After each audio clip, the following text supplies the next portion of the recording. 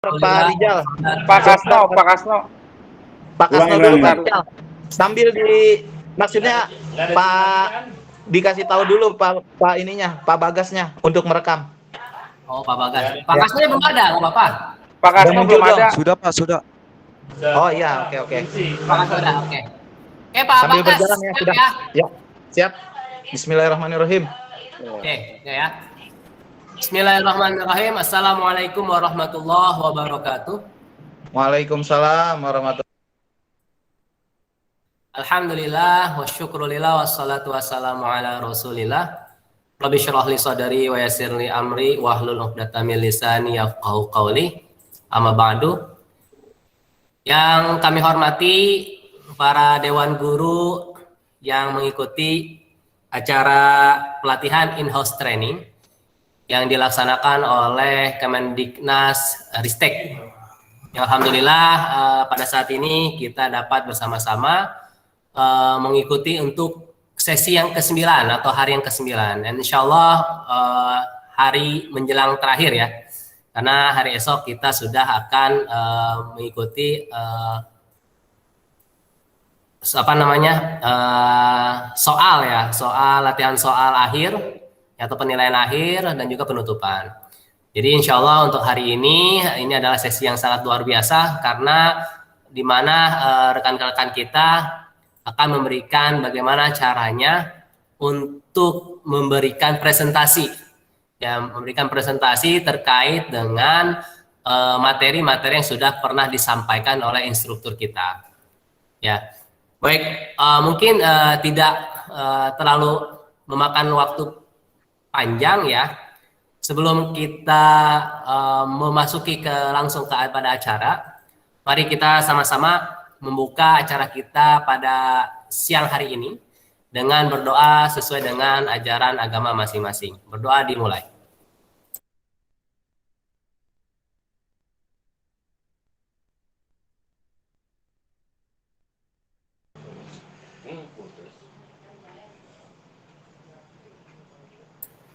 Baik, terima kasih. Semoga dengan pembacaan doa yang sudah kita panjatkan masing-masing, semua acara dan kita semua diberikan kelancaran dalam kegiatan presentasi pada siang hari ini. Baik, untuk acara yang kedua, sebelum kita memasuki ke inti acara, alangkah baiknya kalau kita merefresh terlebih dahulu ya. Nah, karena biasanya kalau siang-siang, apalagi habis makan siang, bawaannya ngantuk. Ya.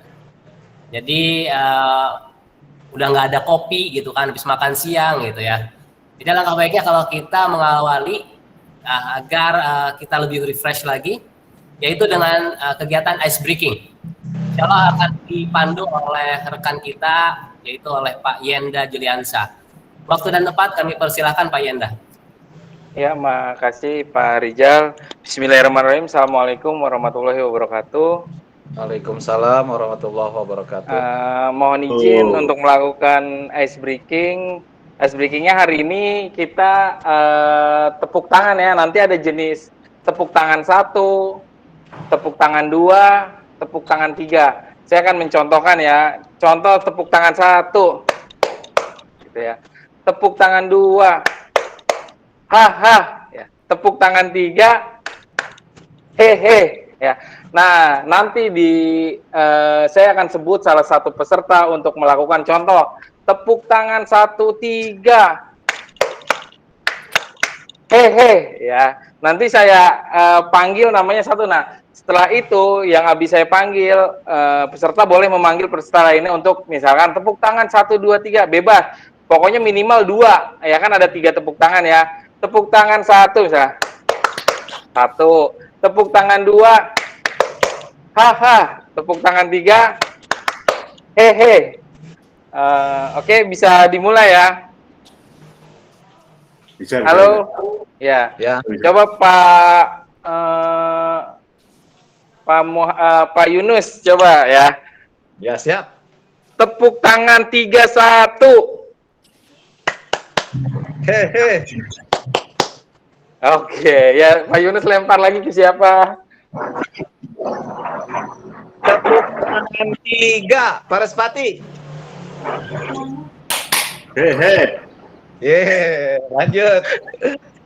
Pak Rusmati lanjut, tepuk tangan berapa? Pak Yanda itu nggak sah Pak Yanda. Pak Rudi. Satu saja Pak Yanda. Pak Rudi. Minimal 2 itu. Minimal dua Iya. Pak, misalkan Pak Rudi, gimana, 31. Pak Rudi? Aduh, ditutup Pak Rudi. Pak Rudi. Pak Rudi, tepuk tangan 32.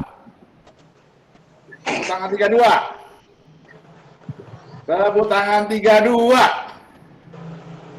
Wah, nggak ada dengar dia, Pak Rudi. Jaringannya Pak. Pak Rudi kendala. Tangan 32. Pak Rudi, tepuk tangan 32. Wah, ada jaringan. Sinyalnya ganti Pak ke siapa gitu Pak? Apa ke Pak Sukara? Oh, ya Pak, jangan langsung aja. Pak Yendi, tepuk tangan 32 yang punya, ayo. Pak Yenda, Yenda. Oh, saya. Ya. Hehe. Haha. Ya, Pak Sukara sekarang. Tepuk tangan 1 2 3. Sudah Pak, sudah. Hei, haha. Ya, lanjut. Pak Kara lanjut lagi. Siapa lagi? Pak Kara ke siapa? Tepuk tangan 231. Ke siapa? Muhammad Ke Rijal. siapa? Ayo, Muhammad Rijal. Iya. Mau Pak Muhammad Rijal. 2 3 1. Iya. Ha. Ye. Oke. Oke. Oke. Oke, makasih. Itu aja, kurang lebihnya mohon maaf.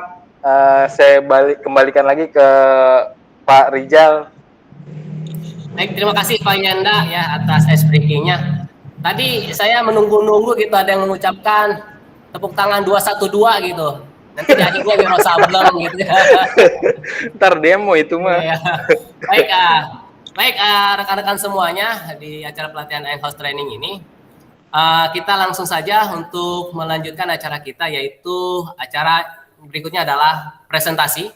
Insya Allah presentasi ini judulnya yaitu, boleh tolong ditampilkan Pak untuk judulnya? Ya, untuk judulnya adalah prinsip pengembangan kurikulum operasional di satuan pendidikan. Insya Allah yang akan disampaikan oleh rekan kita semua yaitu Bapak Muhammad Yunus. Waktu dan tempat kami persilahkan Pak Yunus. Assalamualaikum warahmatullahi wabarakatuh. Waalaikumsalam. Kalau saya bilang semangat pagi, jawabannya pagi ya. Kalau saya bilang siang, jawabannya berarti pagi-pagi juga ya. Semangat siang. Pagi. Ya, masih lemes nih. Semangat siang. Pagi. Iya. Pertama yang saya hormati teman-teman kelompok 3 presentasi pada siang hari ini. Alhamdulillah kita telah melaksanakan sholat Jumat karena kewajiban untuk seorang laki-laki adalah melaksanakan sholat Jumat. Kemudian juga saya sangat tertarik sekali dengan tadi ice breaking yang disampaikan oleh Pak Yenda. Terima kasih, membuat kita yang tadinya udah mulai ngantuk sepertinya jadi tambah semangat nih ya, karena dapat pengalaman baru. Bapak-bapak semua yang saya hormati, pada kesempatan siang hari ini saya akan menyampaikan tentang prinsip pengembangan kurikulum operasional di satuan pendidikan. Ya, bisa kita scroll penjelasannya. Apa sih kurikulum operasional di satuan pendidikan ya? Kurikulum operasional di satuan pendidikan memuat seluruh rencana proses belajar yang diselenggarakan di satuan pendidikan sebagai pedoman seluruh penyelenggaraan pembelajaran. Untuk menjadikannya bermakna, kurikulum operasional satuan pendidikan dikembangkan sesuai dengan konteks dan kebutuhan peserta didik dan satuan pendidikan. Tempat Bapak dan Ibu semuanya mengajar namanya adalah satuan pendidikan. Jadi sekolahnya masing-masing. Jadi kurikulum operasional, kurikulum itu kan berasal dari kata kurikulum itu adalah tujuan. Jadi apa sih tujuan operasional dari sekolah yang Bapak Ibu tempat mengajar? Tentunya kita sebagai pendidik harus mengerti nih, minimal kita paham kalau ditanya oleh guru atau mungkin oleh teman mengajar dari sekolah lain, apa sih visi dan misinya? Ya, Teman-teman di sini ada nggak yang tahu visi dan misinya secara hafal? Pak sekarang bisa nggak? Apa visi dari SMP 10? Misalkan, ya. Jadi disebutkan visinya seperti apa. Visi itu nanti jadi ada visi, misi, dan tujuan ya. Nah, kurikulum itu adalah seperangkat rencana dan pengaturan mengenai tujuan, isi, dan bahan pelajaran serta cara yang digunakan sebagai pedoman penyelenggaraan kegiatan pembelajaran untuk mencapai tujuan pendidikan tertentu. Ini menurut Undang-Undang Sisdiknas 2003. Jadi, turunan dari tujuan pendidikan secara nasional nanti akan diturunkan oleh sekolah masing-masing yang tujuannya adalah untuk menyamakan tujuan dari pendidikan nasional saat ini. Nah, PSP yang kita pelajari nanti adalah mungkin penyempurnaan dari kurikulum 2013 yang mana di dalamnya itu menekankan kepada profil pelajar Pancasila. Jadi, visi dan misi sekolah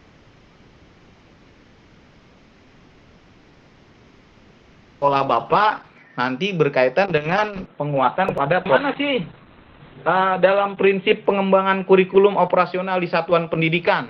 Nah, kita geser ya, bagaimana nih? Ya, kita geser nih perbacaannya. Prinsip pengembangan kurikulum operasional di satuan pendidikan. Yang pertama adalah berpusat pada peserta didik. Jadi, pembelajaran harus memenuhi kebutuhan perkembangan dan tahapan belajar serta kepentingan peserta didik. Nah, profil pelajar Pancasila selalu menjadi rujukan pada semua tahapan dalam penyusunan kurikulum operasional sekolah. Jadi dari tingkat SD, SMP, SMA, SMK yang kemarin sudah kita pelajari 6 fase, semuanya adalah yang diawali untuk menyusun mengembangkan kurikulum operasional sekolah. Yang pertama adalah berpusat kepada peserta didik, ya, atau disebutnya student center ya, student center. Jadi pusatnya kepada peserta didik. Ya. Jadi tujuan akhirnya untuk membentuk, misalkan di sekolah Bapak Ibu nanti ingin memajukan di bidang ipteknya. Jadi untuk tujuan yang awalnya ada di input di output terakhirnya adalah untuk salah satunya misalkan mengembangkan pengetahuan di bidang iptek. Nah, salah satunya. Kemudian yang kedua adalah disusun berdasarkan kontekstual, yaitu menunjukkan kekhasan dan sesuai dengan karakteristik satuan pendidikan, konteks sosial budaya dan lingkungan serta dunia kerja atau dunia industri. Jadi kalau kemarin di sekolahnya Pak Rijal dekat dengan pesantren, kemudian daerahnya dekat dengan kebudayaan, misalkan di daerah Sunda kebudayaannya budaya Sunda, misalkan di sini kalau di daerah Sunda itu lagu-lagu daerah ya, lagu daerah misalkan dekat dengan kesenian Sunda, misalkan angklung atau apa gitu ya. Jadi dikaitkan dengan budaya serta apa sih yang menjadi sasaran dari dunia kerja. Nanti diharapkan pada akhirnya seperti itu. Atau dikaitkan juga nanti akan bekerja sama dengan dunia kerja. Ya. Yang kedua sudah, yang ketiga maaf ya. Yang ketiga adalah esensial. Esensial itu berkaitan dengan isi.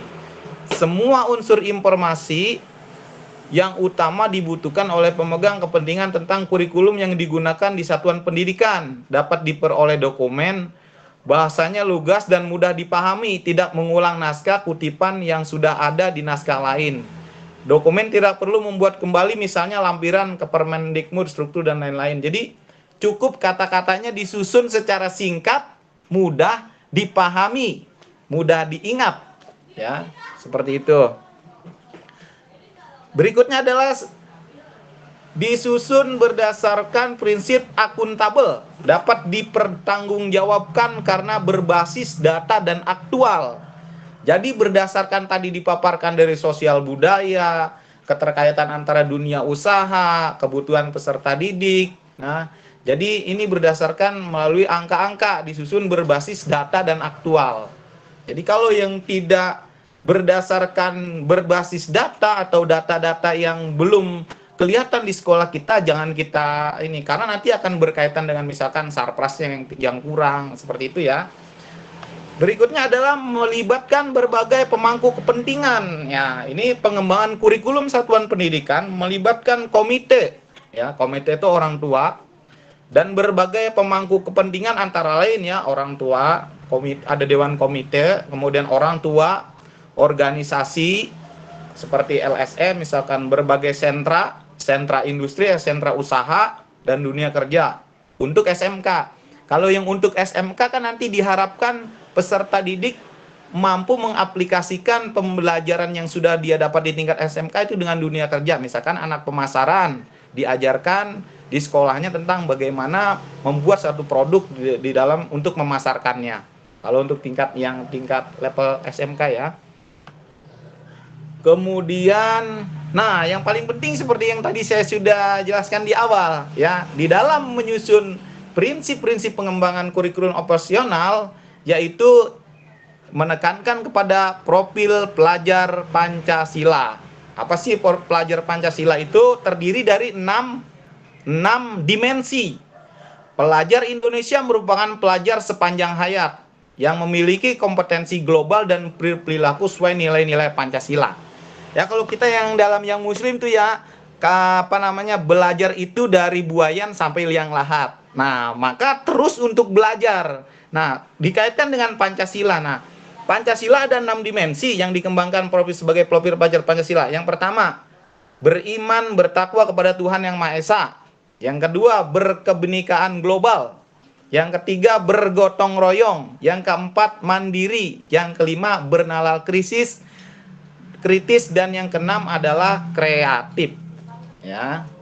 Kali lagi saya tekankan adalah di dalam menyusun yang paling utama juga kita memasukkan profil pelajar Pancasila dalam membuat rumusan ya pengembangan kurikulum operasional di satuan pendidikan ya. Saya kira pemaparan saya tentang materi ini kurang lebihnya seperti itu. Silakan saya kembalikan ke moderator untuk dibuka sesi selanjutnya. Baik, terima kasih Pak Muhammad Yunus atas presentasinya. Insya Allah sudah cukup jelas ya pemaparannya beserta dengan dalil-dalilnya yang tadi dikemukakan. Nah dari sini mungkin ada banyak pertanyaan juga mungkin dari rekan-rekan sekalian terkait dengan materi yang sudah dipresentasikan oleh Bapak Muhammad Yunus tadi. Ya silakan kita buka 2 sesi pertanyaan saja ya. Untuk pertanyaan pertama, silakan untuk bapak-bapak yang ingin bertanya atau terkait dengan mungkin apakah ada relasi antara yang sekarang dengan yang dipaparkan oleh Pak Yunus dan sebagainya, silakan.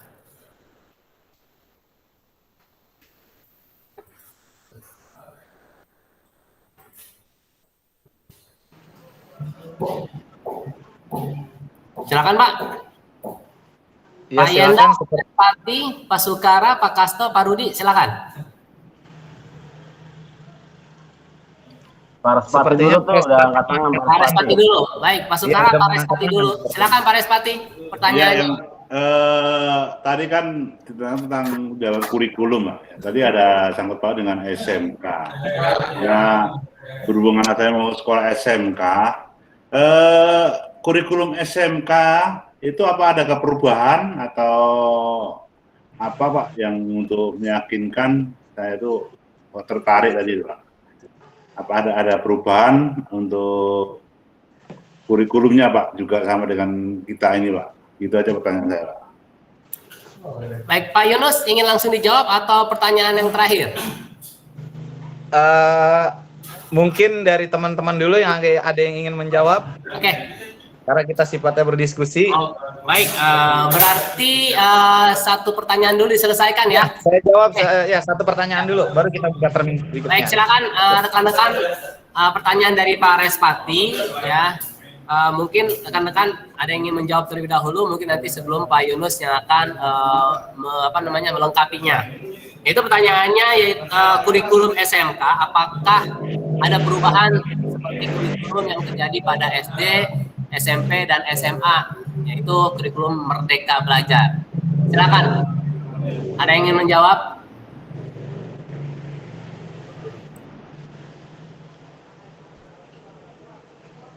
Biasanya kalau di sekolahnya ada unit yang lain, misalnya ada unit SMK-nya atau mungkin tetangga sekolahnya di SMK mungkin bisa dapat informasi. Silakan bisa dipaparkan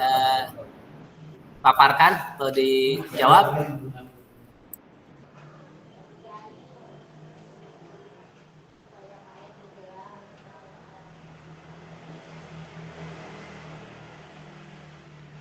Oke. Kalau tidak ada, silakan Pak Yunus. Ya. Tidak ada kayaknya. kalau tidak ada, saya mencoba untuk menjelaskan. Buat teman-teman semua, kebetulan saya pernah mengajar di SMK ya. Pernah mengajar SMK. Jadi kalau di SMK itu ada spektrum namanya ya, spektrum. Di spektrum yang kurikulum 2013, spektrum yang revisi, pelajaran PJOK itu tidak ada di kelas 12. Jadi kelas 10, 11, dan 12. Jadi PJOK hanya berada di kelas 10 dan kelas 11. Kelas 12 tidak ada jam pelajaran PJOK. Di kelas 10 hanya 2 jam pelajaran. Di kelas 11 hanya 2 jam pelajaran. Tapi berbeda ya spektrumnya dengan SMP. Kalau SMP 3 jam pelajaran. Ya, karena yang tadi dibilang lulusan SMK sudah siap untuk memasuki dunia kerja. Jadi untuk di kelas 12 tidak ada mata pelajaran PJOK. Begitu. Lalu dari mana dia untuk kegiatan kebugarannya? Karena berdasarkan misalkan keterampilan jurusan. Kalau di SMK itu ya kalau misalkan manajemen ya ada jurusan multimedia, ada jurusan akuntansi, ya, ada jurusan multimedia, ya, kemudian ada yang lain tentunya. Jadi diharapkan lulusan SMK ini nanti bisa masuk kepada menyerap dunia pekerjaan. Begitu.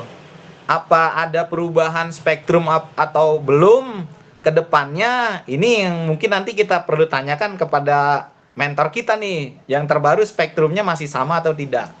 Gitu.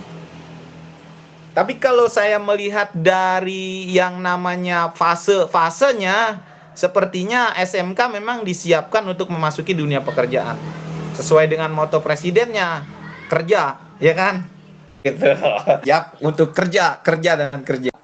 Mungkin dari teman-teman yang lain ada yang ingin menambahkan, Pak Respati, atau mau memberikan tanggapan tidak apa?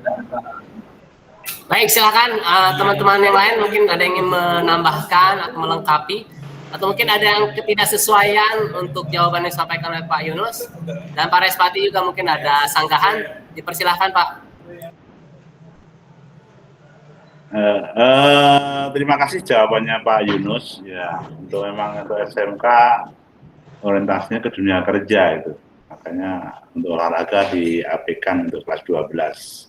Iya. Itu yang saya tahu itu, makanya ada di SMK ada kelas industri kalau nggak salah, kelas industri. Betul. Bersama dengan industri itu aja. Itu yang aku tahu dengan SMK, makanya mudah-mudahan anak saya itu bisa masuk ke SMK, bisa langsung kerja lah. Berarti sudah cukup Pak Yunus. Pak Respati. Sudah cukup jelas ya Pak Respati ya? Ya, makasih. Baik. Baik, terima kasih Pak Respati atas pertanyaannya, dan juga terima kasih Pak Yunus atas jawabannya. Kita masih ada satu sesi lagi pertanyaan bagi dari rekan-rekan sekalian yang ingin ditanyakan. Ya, silahkan Pak. Pak Yanda, Pak Sukara, Pak Kasta, Pak Rudi, silakan. Ada pertanyaan?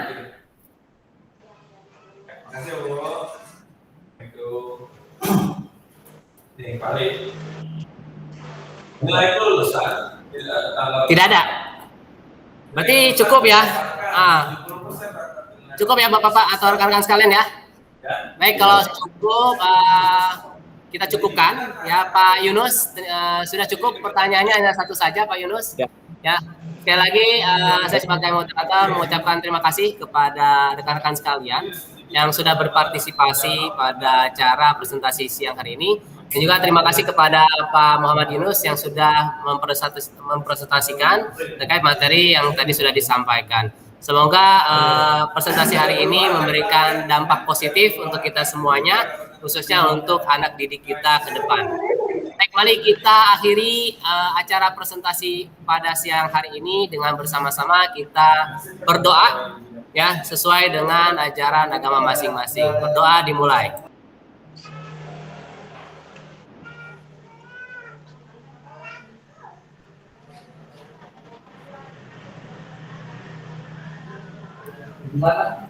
Baik, terima kasih dan saya sebagai moderator mengucapkan mohon maaf apabila ada salah kata atau salah sikap. Semoga kita semuanya diberikan kesehatan. Dan akhirul salam, wabillahi taufiq wal hidayah. Wassalamualaikum warahmatullahi wabarakatuh. Waalaikumsalam warahmatullahi wabarakatuh. Oke, yuk. Oke, ya udah masih rekaman nih. Pak Bagas, rekamannya sudah selesai.